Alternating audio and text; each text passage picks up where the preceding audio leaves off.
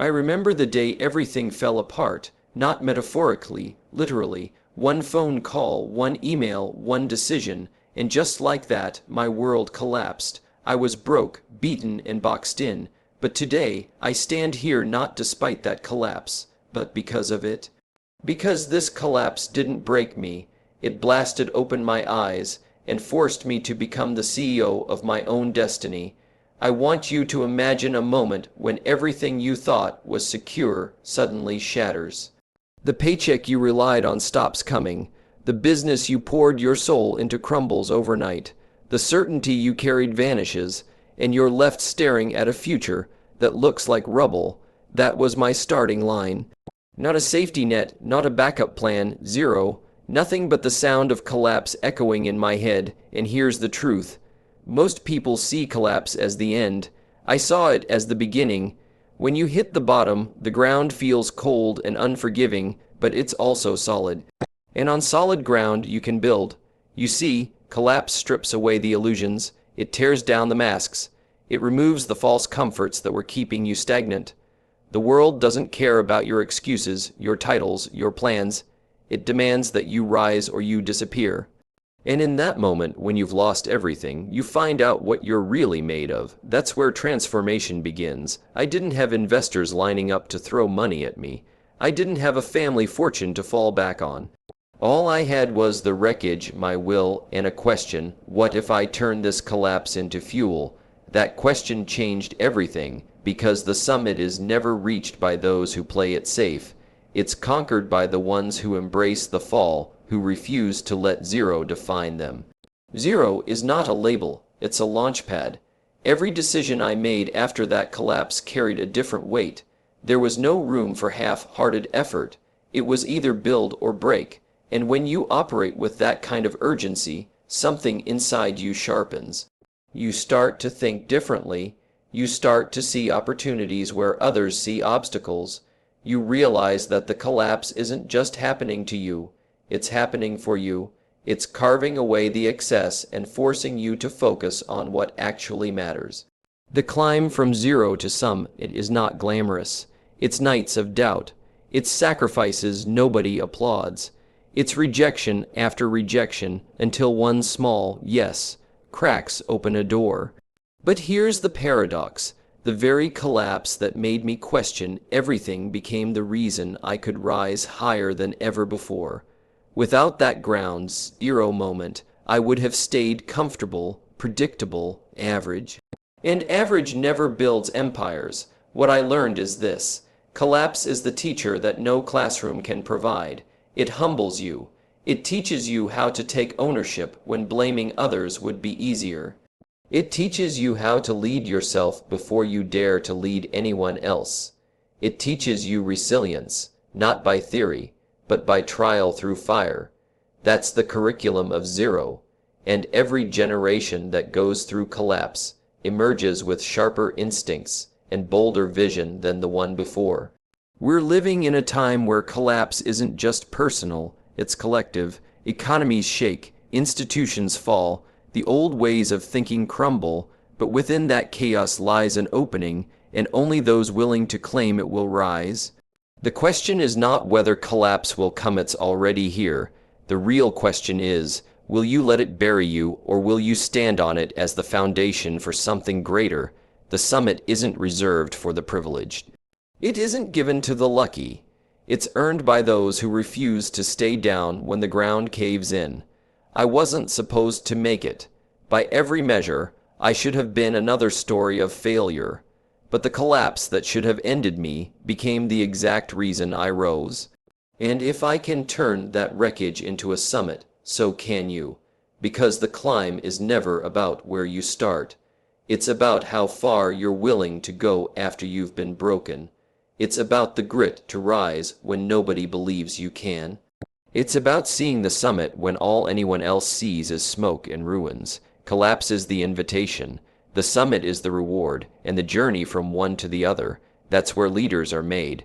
So if you find yourself at zero right now, don't curse it. Don't hide from it. Don't drown in it. Stand up in the ruins and declare that this collapse is not your ending. It's your ignition. Because from ground zero, the only way left is up. And when you finally reach the summit, you won't just look back at the climb, you'll thank the collapse for giving you the fire to rise. People think a crash is the end of the story. They see the downfall, the failure, the collapse, and they stamp it on your identity. They say, that's who you are now, that failure defines you. But let me tell you something, a crash doesn't define you, it refines you. It doesn't end your life, it forges it. And the only difference between those who stay broken and those who rise is the decision to treat the crash as a mirror, not a coffin. When I hit my crash, everything I thought I was collapsed in front of me. My plans, my security, my confidence, it all shattered. And in that silence, when nobody was clapping anymore, when nobody cared, I realized something powerful. The crash had stripped me down to the core. No more fake identities, no more borrowed beliefs, no more illusions of safety. Just me, raw and real. And that was the first time I could see who I really was. The truth is, comfort never forces you to grow. Success doesn't demand reinvention. Only a crash has the power to burn away the unnecessary and reveal the steel inside you. It's not the applause that shapes a leader, it's the silence after the fall. Because when everything you've built crumbles, you're faced with the hardest question of all. Who am I now? Most people run from that question. They try to patch up the wreckage and pretend it never happened. But those who rise, those who turn zero into CEO, they lean into it. They let the crash refine their vision, their values, their fight. They stop living on autopilot and start living on purpose. The crash doesn't shrink them, it sharpens them. You see, the crash teaches you more than a lifetime of easy wins ever could. It teaches humility. You learn that you're not invincible, and that's a good thing. It teaches clarity. You find out what actually matters when all the noise is gone. It teaches resilience. Because if you can stand up once after everything falls apart, you'll never fear falling again. That's refinement. That's the gift hidden in the pain. I know it's hard to see it when you're in the middle of it. When you've lost the job, the business, the relationship, the dream, it feels like life is stamping you with failure. But listen carefully, the crash is not a label, it's a lesson. It's not there to tell you who you are. It's there to show you who you could be if you choose to rise. And every generation that's been tested by collapse has come out sharper, more innovative, and more determined than the one before. That's what makes history. Think about it. Every revolution, every breakthrough, every movement that changed the world came out of a crash. The old ways stopped working, the systems failed, the illusions crumbled, and in that rubble, someone saw possibility. Someone said, this isn't the end, it's the forge. That's how leaders are born. That's how legacies are built. So when people point at you and say, look at the failure, look at the crash, don't fight it, don't deny it, smile. Because what they see as the end, you know as the fire that's purifying you. You're not being defined, you're being refined. You're being sharpened into someone stronger, faster, smarter, hungrier. You're being carved into the kind of leader who doesn't just survive the storm, but builds a ship strong enough to carry others through it. And here's the most important part. Once you've been refined by the crash, you can never go back to who you were before. That version of you is gone, and thank God for that. Because the new you, the one forged in failure and fire, is the one capable of reaching heights you never imagined. That's the paradox. The crash feels like it's destroying you, but really, it's sculpting you into your truest form. So if you're in that place right now, staring at the ashes, wondering if you'll ever rise again, let me tell you this, you will. Not as the same person, but as someone stronger. Not as someone who pretends the crash never happened, but as someone who wears the scars as proof of refinement. You'll rise sharper, wiser, hungrier. And when you look back, you'll see that the crash didn't define your downfall. It defined your breakthrough. A crash is not a curse. It's the refinery. And if you can endure the fire, you'll come out gold. The difference between those who stay stuck and those who rise isn't talent, luck, or timing. It's perspective. Most people spend their lives playing a game someone else designed. They follow the rules they were handed. They chase the goals that society told them mattered. Go to school, get a job, save a little, retire one day. That's the script. That's the game. But if you want to create something extraordinary, if you want to build a life on your own terms, you don't just play the game, you reinvent it. That's what thinking like a CEO really means. When you think like everyone else, you get what everyone else gets.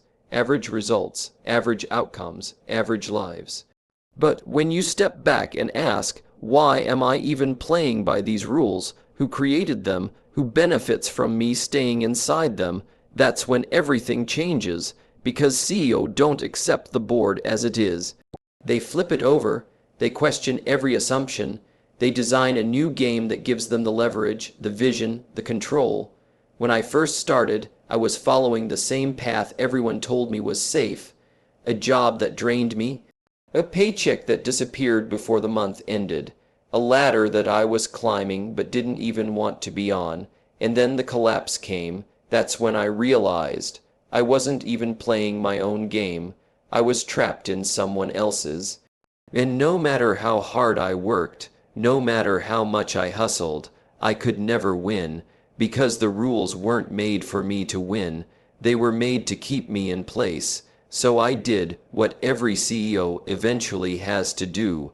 I changed the rules. I stopped asking, how do I beat the game? And started asking, how do I build my own? That mindset shift was the key, because suddenly I wasn't competing anymore. I wasn't begging for permission. I wasn't chasing someone else's definition of success. I was creating my own arena, and in that arena I couldn't lose, because I designed it to play to my strengths, my vision, my strategy. Thinking like a CEO means refusing to be a victim of circumstance. It means taking radical ownership of every move you make. Most people complain about the system, about the economy, about the opportunities they don't have.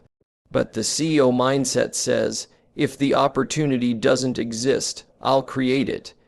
If the system doesn't serve me, I'll build a new one. If the rules are rigged, I'll rewrite them. That's how empires are born. Not by waiting, not by asking, but by reinventing, and let me tell you, it's not easy. Reinventing the game requires sacrifice. It requires breaking habits, unlearning beliefs, and challenging traditions that you've carried your whole life. It means walking away from the comfort of fitting in and stepping into the discomfort of standing out. People will doubt you, they'll call you crazy, they'll tell you to be realistic. But that's the price of innovation. Every breakthrough begins as a risk that looks impossible, until someone proves it isn't. When you think like a CEO, you stop asking small questions like, how do I get by this month? And you start asking big questions like, how do I create value that lasts for decades? How do I turn problems into opportunities? How do I scale beyond myself? The crash taught me that playing small doesn't protect you. It only guarantees you'll stay stuck. But reinventing the game gives you the power to take control, to turn collapse into advantage, to see doors where others only see walls. And here's the truth most people don't want to face. Nobody is coming to save you. Not the government, not your boss, not your degree. If you want freedom, if you want impact, if you want legacy, you have to save yourself. That's the mindset shift. That's the CEO lens. Once you put it on, you can never see the world the same again. Every obstacle looks like leverage. Every crisis looks like an opening. Every collapse looks like the seed of reinvention.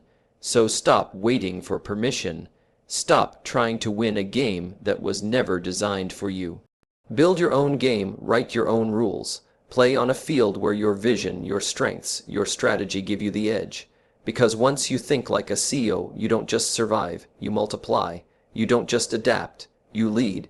And you don't just win, you redefine what winning even looks like. Reinventing the game isn't optional, It's the only way forward if you want more than an average life. So stand up, flip the board, and start creating. Because the world doesn't need more players, it needs more builders. And the moment you decide to think like a CEO is the moment you stop being trapped in someone else's system and start building your own. Every generation is remembered for something. Some are remembered for their prosperity, others for their wars, some for their revolutions. But our generation, we will be remembered for what we built from the ruins. Because we are living in a time where collapse is everywhere. Economies falter, institutions crumble, trust in old systems vanishes. The safety nets our parents relied on have holes too big to catch us. And yet, here we are not broken, but burning with hunger to create something new. That's the legacy we're shaping, whether we realize it or not. Collapse isn't a curse, it's a reset button. It clears the old, exposes the weaknesses, and forces us to face reality. And though it feels brutal, it also creates opportunity that no stable system ever could. Because in times of stability, the rules are fixed. The players at the top protect their power, and everyone else learns to play small. But when the old structures collapse, the field resets. That's when new leaders emerge. That's when those who were underestimated rise. That's when visionaries who have nothing to lose create legacies that outlive them. This is our chance not to rebuild the old world, but to design a new one. The ruins are not just rubble, they're raw material. Every failure we've witnessed, every system that cracked under pressure, is a blueprint of what not to repeat. We have the gift of hindsight, the clarity that comes only from living through collapse. That means the future we build doesn't have to look like the past we inherited. It can be leaner, smarter, more resilient, more human. And let me tell you, the legacy of a generation is not built in comfort. It's not crafted in times when everything is easy. It's born in fire, in struggle, in the nights where you question whether it's even worth it. Those nights matter, they shape us. They sharpen our instincts, deepen our resilience, and bind us together. Because shared struggle creates shared strength. And that strength will be the foundation of the legacy we leave behind. When people look back on this moment in history, they won't just see the ruins, they'll see what we built out of them. They'll see the companies that rose from ashes, the movements that redefined justice, the communities that rebuilt trust, the leaders who weren't afraid to say, the old way is broken, but the new way starts here. They'll see a generation that refused to be victims of collapse, and instead became architects of reinvention. But here's the truth, not everyone will rise. Some will cling to the old world, desperate to resurrect systems that no longer serve us. Some will stay stuck in bitterness, blaming the collapse instead of using it. But those who choose differently, those who decide to build, to innovate, to create, they will carry the legacy of this generation. And that legacy will not be about what we lost. It will be about what we dared to imagine in the middle of the wreckage. We're not here to patch the cracks of a broken structure. We're here to design something that makes the old structures irrelevant. That's what legacies are, shifts so powerful that the past becomes obsolete. Just like electricity made candles obsolete, just like the internet made gatekeepers irrelevant, just like innovation always erases tradition. That's what we're capable of, not tweaking the old game, but creating a new one entirely. And don't underestimate how powerful that is. Because one idea, one movement, one vision can outlive centuries.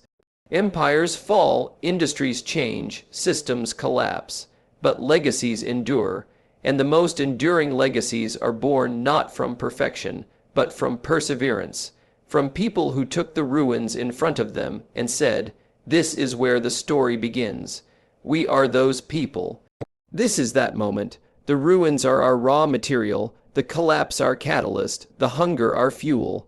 And the legacy we're building will not just be measured in money, or technology, or systems.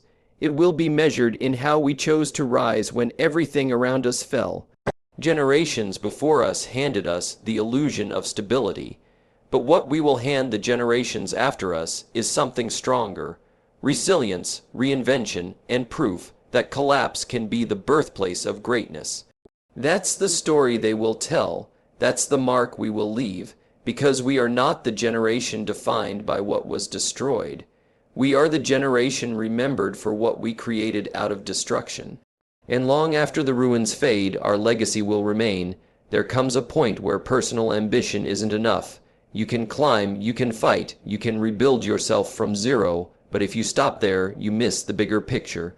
Because collapse doesn't just happen to individuals, it happens to all of us. When economies fall, when systems crack, when institutions fail, it doesn't take down one person, it shakes entire societies.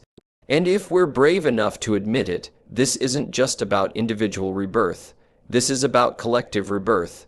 We are standing in the middle of a world that doesn't work the way it used to. Old ideas of security don't hold. The ladders we were told to climb don't lead anywhere. The rules we were told to follow have broken under their own weight, and that's not a tragedy, it's an invitation for all of us to rise together and rewrite what life, success, and leadership look like. Here's the truth most people don't want to hear. One person's transformation can inspire, but it's not enough to shift a generation. Real change happens when entire communities, entire movements, entire generations decide that collapse is not their burial ground, it's their birthplace. That's the collective rebirth, and it starts when enough of us stop waiting for someone else to fix it and realize we are the ones who have to build it. Think about it.